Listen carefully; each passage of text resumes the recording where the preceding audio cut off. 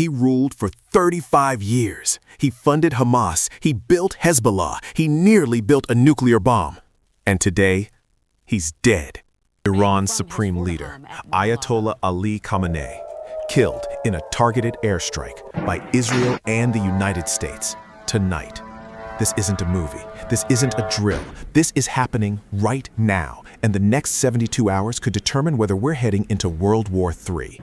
Stay with me, because what I'm about to show you will change how you see everything.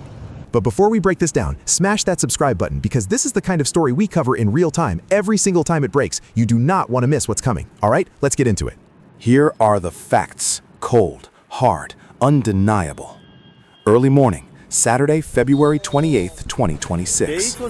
Israel launched what they called a preemptive strike on Iran. Every single Israeli citizen's phone lit up with an emergency alert. Not a test, not a drill, the real thing. Sirens in Jerusalem. Smoke rising over Tehran. Explosions, multiple, rocking the Iranian capital. And then, the call came in. Senior Israeli officials confirmed to Fox News, Reuters, CNN, that Ayatollah Ali Khamenei, 86 years old, supreme leader of the Islamic Republic of Iran for 35 years, was killed in a direct airstrike on his compound. Netanyahu went on camera. There are many signs Khamenei is no longer with us. Trump posted on Truth Social confirming the United States had begun, his words, major combat operations inside Iran. He called Khamenei, and I quote, one of the most evil people in history. Now, Iran's foreign ministry fired back, said their president and supreme leader are, quote, safe and sound. But here's the thing. Khamenei has not appeared on camera. No video, no photo, no proof of life. Nothing. The silence from Iran is deafening. And while Iran goes silent, here's what we know for certain. IRGC commander, dead. Iran's defense minister, dead. Chief of staff of Iranian armed forces, dead. 7 senior officials, dead. 30 top military and civilian leaders targeted. This wasn't a warning shot. This wasn't a message. This was a decapitation strike. And the world will never be the same. Before we talk about what comes next, you need to understand exactly who this man was. Because this wasn't just a politician. This wasn't just a president. This was a man who answered to absolutely no one on this earth, only to God. He took power in 1989. He immediately began building an empire of terror and influence across the Middle East. He funded Hamas, the group that launched the October 7th massacre. He bankrolled Hezbollah in Lebanon, the largest non-state military force on the planet. He armed the Houthis in Yemen, the group firing missiles at American warships. He backed militias across Iraq and Syria. He built what the world called the Axis of Resistance, a network of armed proxy forces surrounding Israel, designed with one purpose: destruction. And his nuclear program? Under Khamenei, Iran came within months of building an atomic bomb. American intelligence said so. Israeli intelligence confirmed it. Trump himself said so. And when his own people dared to protest, when Iranians took to the streets in January 2026 demanding freedom, he crushed them. As many as 30,000 Iranians may have been killed. 30,000 people in 2 days. This is the man who died today. And whether you call it justice or call it war, understand this. The man who held the entire Middle East hostage for 35 years is gone. And the world he built is now in freefall. This did not come out of nowhere. This has been building, accelerating for years. And if you understand the timeline, you'll understand why today was inevitable. October 7th, 2023. Hamas, funded, armed, and directed by Iran, launches the deadliest attack on Jewish people since the Holocaust. Over 1,200 Israelis murdered, 250 taken hostage. The world shook. Israel declares war. Gaza burns. The Middle East ignites. Iran cheers from the sidelines because they paid for it. June 2025, Israel launches a 12-day air war directly against Iran. underground nuclear facilities hit, senior IRGC commanders eliminated, nuclear scientists killed. And then Israel's defense minister, on live television, looks into the camera and says, Khamenei cannot continue to exist. That was a public death threat against a sitting head of state 8 months ago. The world barely blinked because by then, everyone knew what was coming. By late 2025, Hezbollah decimated. Assad's regime in Syria collapsed. Iran's proxies across Lebanon, Iraq, Syria shattered. The entire axis of resistance that Khamenei spent 35 years building, gone in less than 24 months. Khamenei was cornered, weakened, alone.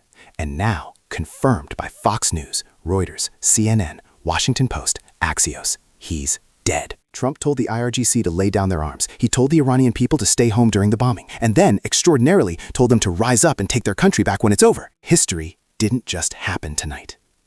History was made tonight. And we are watching it live. Now, here's where it gets dangerous. Because killing a supreme leader doesn't end a regime. Sometimes it unleashes one. Iran's constitution says when a supreme leader dies, an interim council takes control. Then the assembly of experts, 88 Islamic clerics, selects a replacement. Sounds orderly, sounds structured. Except Israel didn't just kill Khamenei. They killed his defense minister, his IRGC commander, his chief of staff, 7 senior officials. They targeted 30 top leaders in a single night. The chain of command isn't damaged. It's been amputated. One man survived, Ali Larijani, former parliament speaker, Khamenei's closest civilian confidant, the last man standing in Iran's leadership. And the first thing he did after the strikes, he posted on social media, promising Iran will deliver, quote, an unforgettable lesson to Israel and the United States. So right now, 2 futures are possible, and they couldn't be more different. Future 1, the IRGC seizes control. They retaliate with everything they have. Proxies across Lebanon, Iraq, Yemen, Syria all activate simultaneously. The region explodes. Future 2. The Iranian people, 85 million of them, crushed for decades under this regime, rise up. The exiled Crown Prince Reza Pahlavi has already called on Iranians to take to the streets. A new Iran is born from the ashes. Which future wins? Nobody knows yet, but the next 72 hours will tell us everything. Let's answer the question. The question you came here for. Is World War III starting? Here's what's already happened tonight. The United States and Israel launched coordinated military strikes on a sovereign nation. Iran fired retaliatory missiles at U.S. military bases across the Middle East. Iran struck targets in Israel. Missiles hit Qatar. Missiles hit Bahrain. Kuwait canceled all public prayers. Holy sites in Jerusalem closed. And that's just hour 1. Trump is already on the phone with Saudi Arabia, Qatar, the UAE, NATO's Secretary General. Gulf states are responding, both defensively and offensively. And then there's Russia and China. Russia, already fighting in Ukraine, now watching their key Middle East ally get decapitated.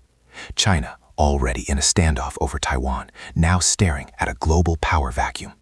Both countries have deep economic and military ties with Iran. Both are watching every single move.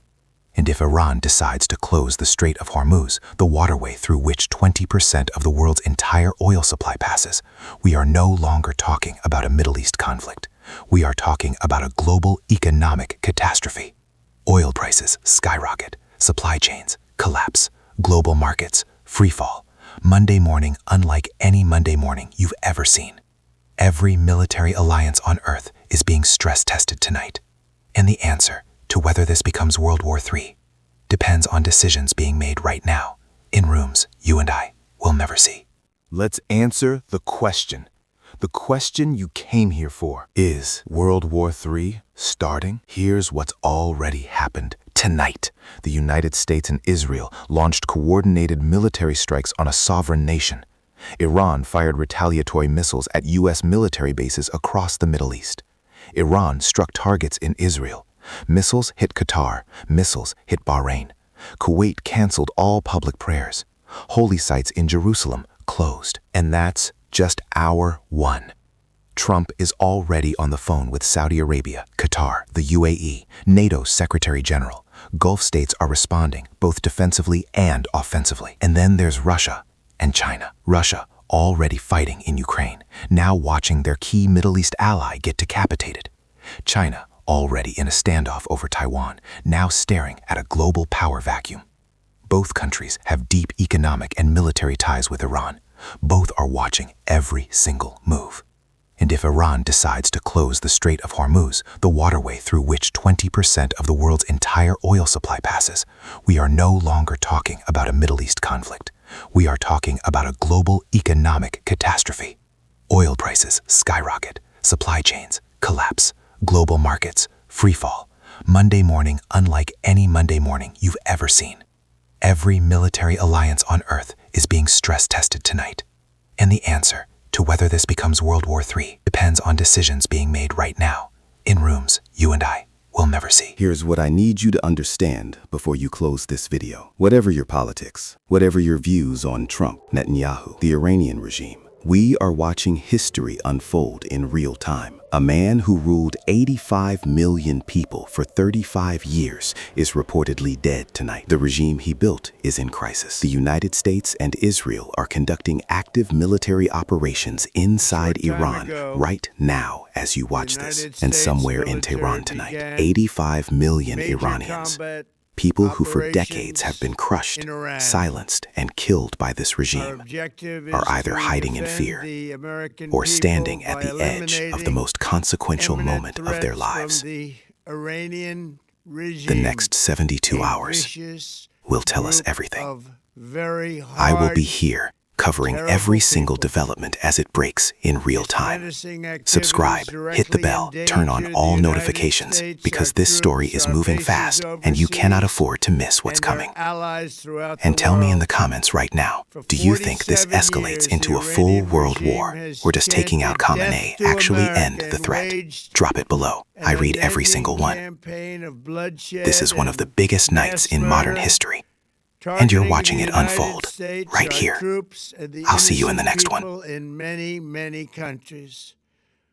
Among the regime's very first acts was to back a violent takeover of the U.S. Embassy in Tehran, holding dozens of American hostages for 444 days. In 1983, Iran's proxies carried out the Marine barracks bombing in Beirut that killed 241 American military personnel. In 2000, they knew and were probably involved with the attack on the USS Cole. Many died.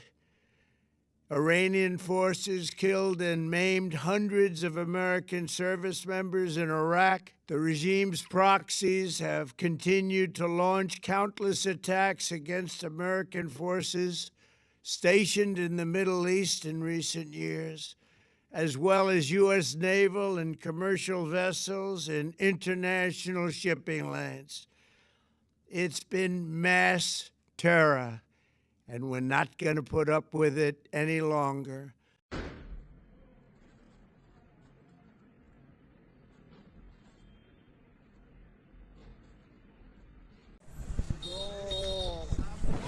بیتو زدن حرومیا یا اول فصل صاف کردن